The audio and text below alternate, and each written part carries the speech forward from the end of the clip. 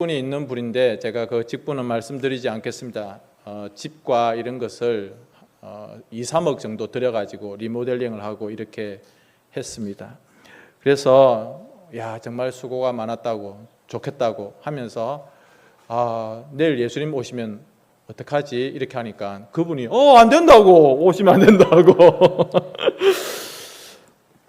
여러분, 우리가 성경에서 보는 여러 가지 중요한 하나님의 말씀 중에서 예수님이 다시 오신다라고 하는 이 재림의 약속이 굉장히 중요한데, 제가 직접 조사한 건 아닌데 성경의 통계를 보니까 창세기부터 요한계시록까지 성경 전체의 내용 중에서 예수님의 재림과 관계된 것이 30분의 1이라고 합니다. 여러분, 이거 굉장한 분량입니다. 성경이 얼마나 많은 내용을 가지고 있습니까? 그런데 30분의 1이 예수님의 다시 오시는 것과 관계가 됐다는 것이죠. 그리고 우리가 생각할 때는 예수님이 이 땅에 처음 오신 것, 초림이 성경에 굉장히 많은 내용을 가지고 있을 것 같은데, 오히려 재림은 요한계시록에 조금 있겠지 싶은데 아닙니다. 여러분, 예수님의 초림보다도 예수님께서 다시 오신다라고 하는 이 재림의 내용이 8배나 많다는 겁니다.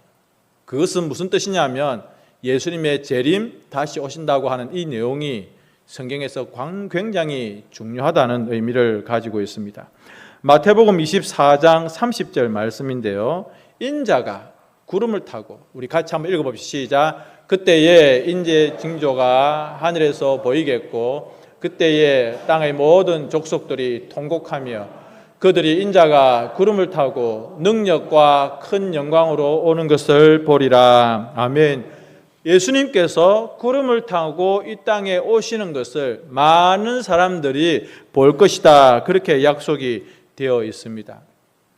그래서 초대교회 성도들은 예수님이 진짜 금방 오실 거라고 생각하는 분들도 많이 계셨다고 합니다. 여러분, 여기서 예수님께서 오시는 것을 볼 자가 있다라고 하는 이 내용이 우리 기독교 신앙의 핵심이라고 말씀을 드릴 수가 있습니다. 복음의 모든 내용이죠. 다시 한번 말씀드리면 복음이 뭔가요? 첫 번째로는 예수님께서 죽으셨다는 겁니다. 우리 죄를 위해서 십자가에서 죽으셨다. 두 번째로는 그 죽으신 예수님이 다시 부활하셨다. 여러분, 예수님의 부활이 없으면 우리의 이 신앙생활과 우리의 이 모든 믿음들이 정말 불쌍한 것이 되고 정말 무의미합니다. 제가 자주 말씀드리지만 예수님이 부활하지 않으셨다면 저는 교회 안 다닐 겁니다. 여러분 또 이상하게 생각하셔가지고 아이고, 김 목사님이 교회를 안 다닌단다.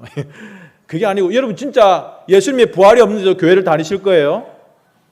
일요일마다 교회 와서 예배 드리고 여러분들이 계속해서 교회를 위해서 헌금하고 수고하겠습니까? 무엇이 없는데, 부활이 없는데.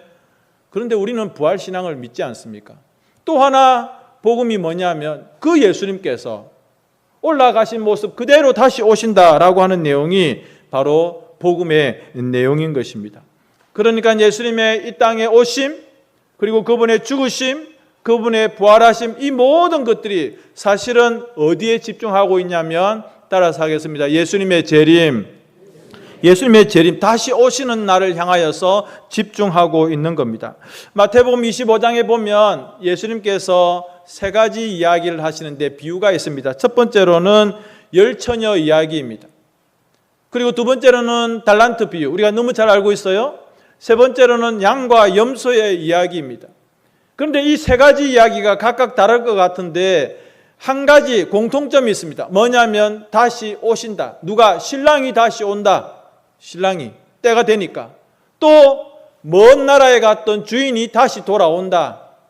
또 양과 염소의 이야기에서도 인자가 온다, 그렇게 말씀을 하고 있는 겁니다.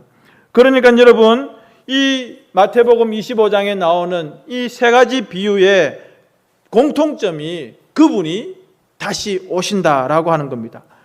다시 한번 말씀드리면 우리가 예수님의 이 땅에 처음 오심, 그리고 그분의 고난, 그리고 십자가의 죽으심, 그리고 부활, 이 모든 것들이 참 아름답고 귀한 복음의 내용인데, 그런 중에서도 예수님의 재림이 없다면 그분이 다시 안 온다면 우리의 신앙생활이 진짜 의미가 있을까?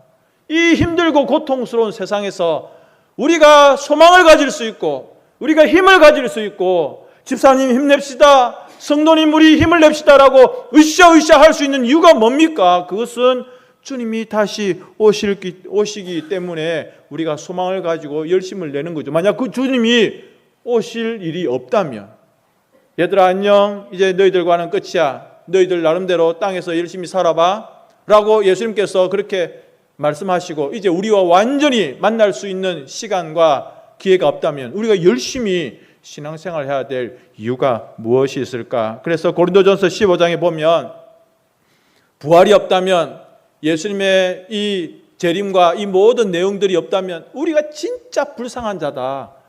여러분 그렇지 않습니까? 우리는 그 어떤 사람들보다도 부활이 없으면, 예수님의 재림이 없으면 진짜 불쌍한 존재가 우리들인 거예요. 오늘 우리가 성경을 사도행전 1장을 보고 있는데요, 10절과 11절의 말씀을 보면 예수님이 승천하시는 장면입니다. 그런데 그 제자들, 오늘 성경에 보면 갈릴리 사람들아, 이 갈릴리 사람들아라고 하는 말이 뭐냐면 갈릴리 출신들의 이 어부들, 제자들을 이야기하는 거죠. 그 제자들이 예수님께서 올라가실 때 보고 있습니다. 여러분 이거 얼마나 대단한 장면입니까? 서울에 가면,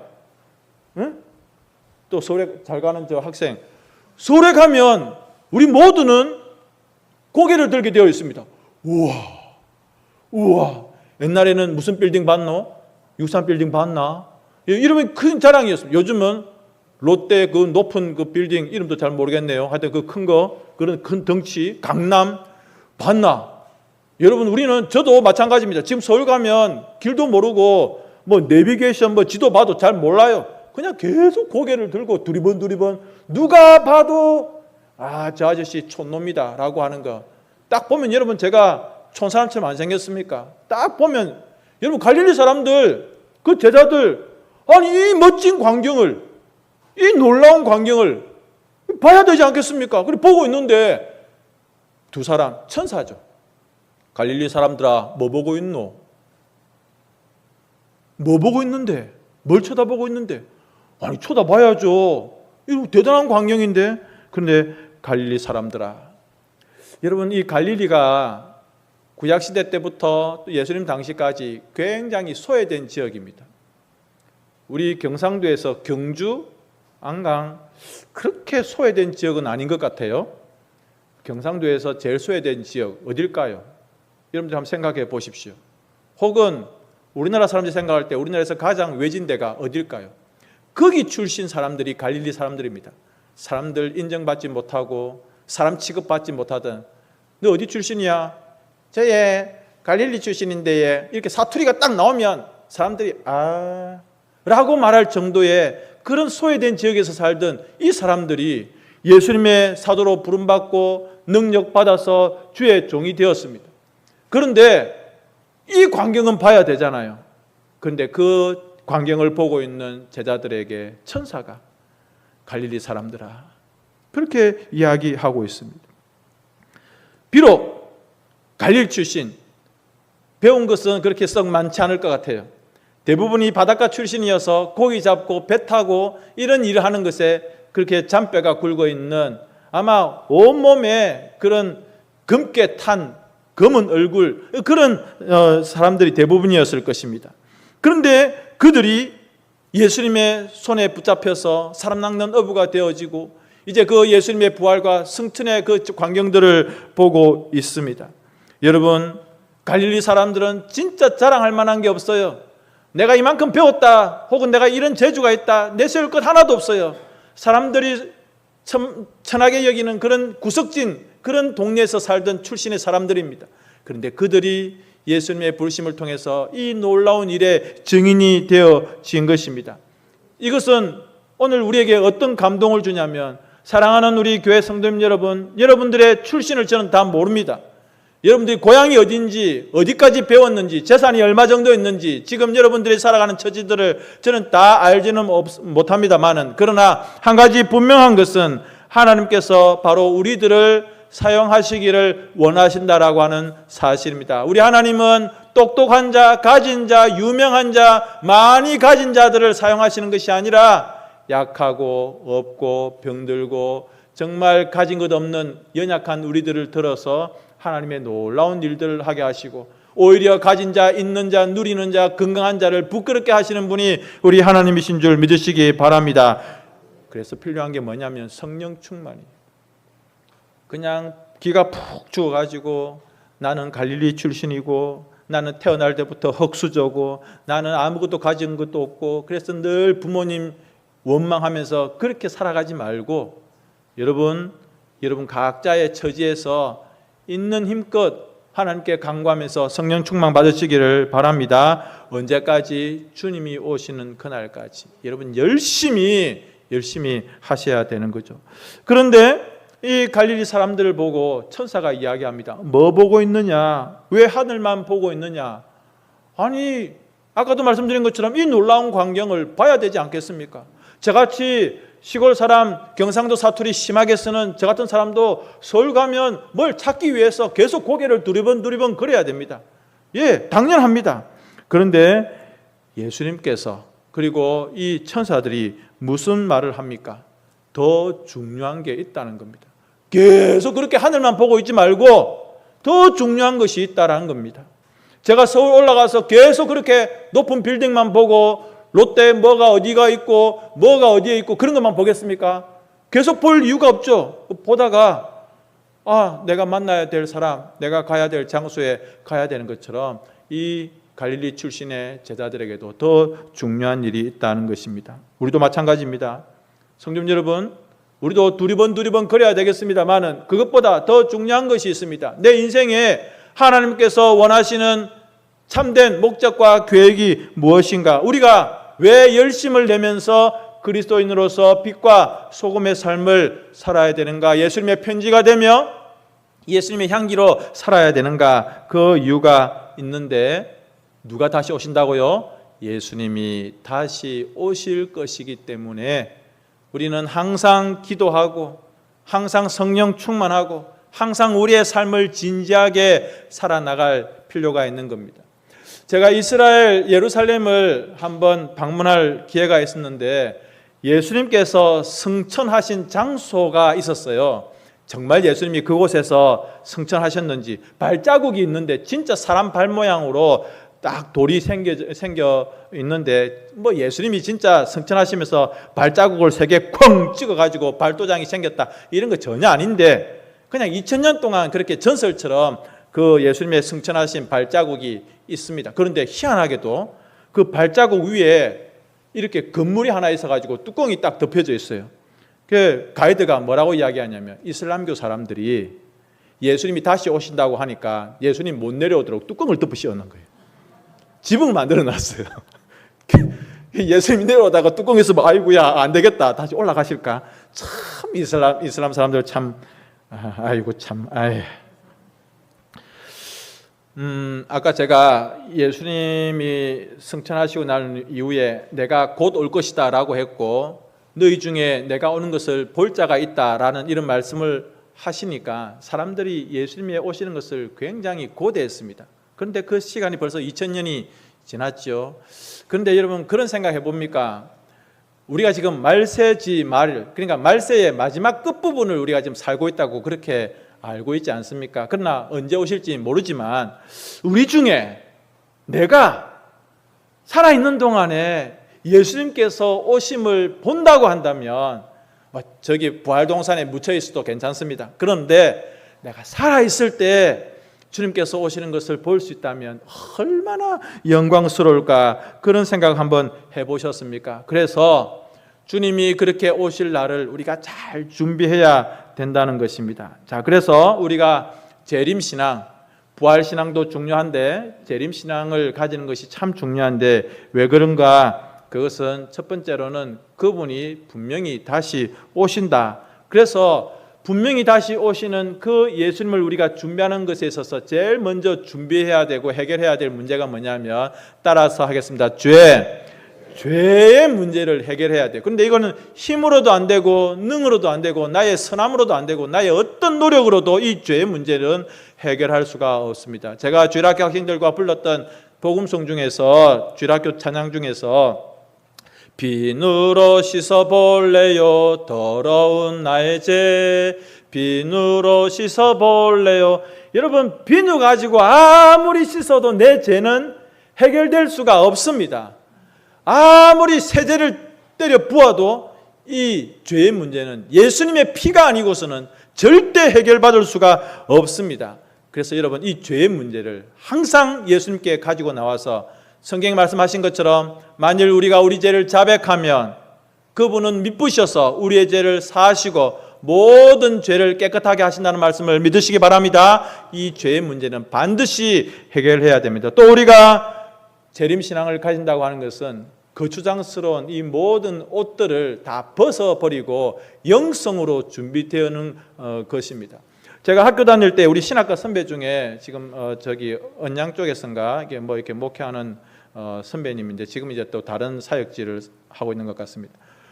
소풍 가는데, 신학과 소풍 가는데 양복을 입고 오는 겁니다. 와, 저는 그분도 박신데 예. 그 형님이, 그 선배가 너무 기가 찬 거예요. 아니, 소풍 가는데 뭐 양복을 입고 넥타이 딱 해가지고 머리 딱 2대8로 해가지고 탁 오는. 그 산에 올라가고 뭐 타고 할 때 그 양복 좀 거추장스럽지 않습니까? 예. 뭐 그분을 제가 판단하기는 좀 그렇지만, 우리가 재림의 신앙을 가지고 살아가는데 거추장스러운 것들은 좀 벗어버려야 돼요. 자꾸 세상의 어떤 잡다한 것에 붙들려 가지고 그것에 막 몰두하다 보면 주님이 오시는 것에 대해서 생각을 못하고 준비를 못하는 겁니다. 그러니까 여러분, 영성이 준비되어야 돼요. 영성이 뭐예요? 기도와 말씀과 또 전도와 이런 모든 영적인 것들 영성 아닙니까? 나팔 불 때 나의 이름 이렇게 하면 할렐루야 하고 주님의 그 부르심과 그 나팔 소리 앞에 뛰쳐나가야 되지. 나팔 부는데 그제서야 아이고 이렇게 막 버드덕 하면 안 되는 겁니다.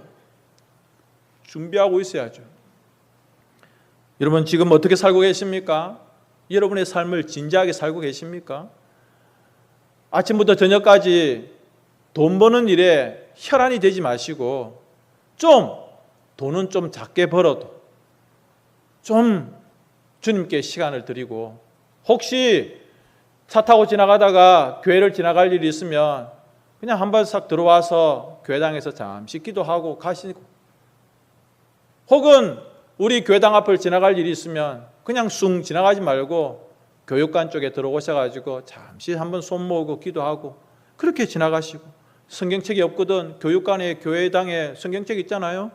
한 장 정도 읽고 한번 기도하고 가시고, 여러분 그렇게 하시는 것이 의미가 있지 않을까. 그냥 대충 살지 말고 진지하게 살아가시자는 거죠. 고린도전서 15장 맨 마지막 절에 보면 우리 같이 한번 읽어보겠습니다. 시작. 그러므로 내 사랑하는 형제들아, 견실하며 흔들리지 말고 항상 주의 일에 더욱 힘쓰는 자들이 되라. 이는 너희 수고가 주 안에서 헛되지 않을 줄 알미라. 아멘. 그 뒤에 것도 한번 넘겨주세요. 실바 보고 있어요? 여기 있네, 여기. 예, 방금 우리가 읽었던 성경 영어 버전입니다. 여러분, 우리가 더 열심히 예배하고 열심히 기도하고 찬송해야 될 이유가 바로 여기에 있다고 하는 겁니다. 우리의 삶이 나중에 뻥카가 되면, 헛수고가 되면 안 되지 않습니까? 정말 진지하게 우리의 삶을 살아가고 예배와 기도와 찬송과 전도와 하나님께서 기뻐하시는 선한 일에 노력해야 되는 겁니다. 바울 서신서에서 재림과 연결된 가장 중요한 성경이 뭐냐면 데살로니가 전후서입니다. 그런데 3장에 보면 데살로니가전서 3장에 바울이 데살로니가 교회 성도들에게 여러분들이여 주 안에서 굳게 서십시오라고 그렇게 말합니다. 그래야 산다는 거예요. 산다는 거. 언제까지 굳게 서 있어야 되나? 주님께서 강림하실 때까지, 다시 오실 때까지 주 안에서 단단히 그렇게 서 있어야 되는데 무엇이 없이, 흠이 없이, 여러분 우리의 삶을 거룩하고 흠이 없게 주님이 오시는 그날까지 우리가 믿음 가운데 든든히 서 있어야 된다라고 하는 것을 말씀하고 있습니다. 마치 무엇과 같이 신랑을 기다리는 슬기로운 다섯 처녀처럼 신부가 단장하여서 신랑을 기다리는 것처럼, 여러분 신부가 얼마나 아름다워요. 저는 1999년 5월 15일 결혼식을 지금도 기억하고 있습니다. 신랑 김종갑 군, 신부 장은희 양, 신부 입장하는데 여러분 얼마나 단장을 하잖아요. 신부가 단장을 다 하니까 사람들이 일제히 와, 신랑이 더 잘생겼다 이렇게 하는 거예요. 이거는 거짓말이 아니고 진짜인데 여러분 대부분 신부가 좀 과하게 이렇게 풀매를 하기 때문에 그냥 차라리 안 하는 게 예쁠 것 같은데 이게 막 예쁘게 한다고 하니까 조금 이렇게 그런 것 같아요. 근데 이번에 우리 예담양은 진짜 신랑보다 더 예쁘고 당연히 예뻐야죠, 그죠? 세림 형제 미안합니다. 그렇게 단장하여서 신랑이 보고 기뻐하고 또 기다리는 그 신랑의 마음 가운데 기쁨이 되지 않겠습니까? 여러분 우리가 살아가는 삶이 참 힘들고 고달파요. 그러나 소망이 되는 것은, 우리가 기대하는 마음을 가질 수 있는 것은 뭐냐면 신랑 되신 그분이, 주님이 다시 오신다. 그래서 우리가 버텨낼 수 있고 견뎌낼 수 있고 이겨낼 수 있는 거죠. 누구를 기다리며? 예수님을 기다리며. 작년이나 올해나 사랑하는 가족들, 성도님들 떠나시는 분도 계시고 어떤 마음일까? 또 내가 참 애써서 수고하는데 그게 그냥 성공을 해야 되는데 실패가 됐을 때 우리 마음이 좀 어떨까? 내 인생 왜 이럴까? 왜 사랑하는 사람이 일찍 떠나버리고, 왜 내가 이렇게 애써서 준비한 이 사업이나 일들이 왜 이렇게 실패가 될까? 안 믿는 사람들은 그 일 때문에 굉장히 좌절합니다만은, 그럼에도 불구하고 우리 그리스도인들이 실망하지 않고 넘어지지 않는 이유가 무엇이냐? 예수님께서 다시 오시기 때문에 그렇습니다. 이제 말씀을 정리하려고 하는데, 오늘날 예수님의 다시 오시는 이 재림의 이야기가 교회 안에서 굉장히 약해지고 있습니다. 왜냐하면 먹고 살만하기 때문에 그렇습니다. 옛날 우리 신앙의 선배들은요, 일제시대나 또 6.25 전쟁 거치고 1950년, 60년 힘들 때는요, 정말 재림에 대한 마음들이 간절했어요. 나중에도 우리가 찬송을 한번 부르기도 할 것이지만 정말 간절한 마음들이 있었어요. 왜냐하면 이 땅이 너무 힘들고, 그래서 우리 눈물 씻어주실 주님의 그 재림의 날을 우리 부모님들과 어른들은 굉장히 고대했습니다. 그런데 오늘날은 심지어 뭐라고 합니까? 예수님 지금 당장 안 오셔도 되는데요, 이렇게 하고 있어요. 왜? 먹고 살만하니까.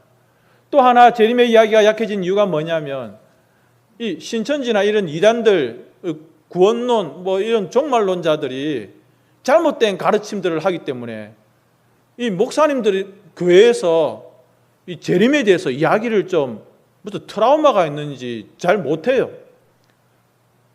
이런 주제는 신천지나 이단들이 좀 하는 거고 괜히 내가 하면 좀 이상하겠지 하면서 주의 종들이 이 재림에 대해서 말을 잘 못 끄집어 내는 겁니다. 한번 따라서 하시겠습니까? 아마 오늘 어쩌면, 시작. 아마 오늘 어쩌면. 전에 제가 어릴 적에 무슨 이야기를 들었냐면, 예수님께서 언제 오실까? 그래서 제가 그때 들었던 이야기, 어릴 적에 학생 때 들었던 이야기, 예수님께서 오시는 날은 아마도 비가 오는 수요일 저녁이 아닐까. 여러분 수요일인데 교회 가야 되죠. 근데 비가 오면 안 가고 싶거든요. 주일날은 교회 가는데 수요일날 굳이 또 비가 오는데 굳이 이런 마음이 있어서 아마 그런 이야기를 한 것 같았는데, 제가 그 참 어린 마음에 우리 하민이 나이 때 정도 됐을 때 제가 들었던 이야기인데 그 지금도 기억이 납니다. 그냥 여러분 이 생각을 한번 해보십시오. 진짜 교회 가기 싫은 날, 진짜 하나님 생각, 예수님 생각 하나도 안 나는 그런 날 주님이 오실 수 있다라는 생각을 하면 우리가 정신이 번쩍 드는 거예요.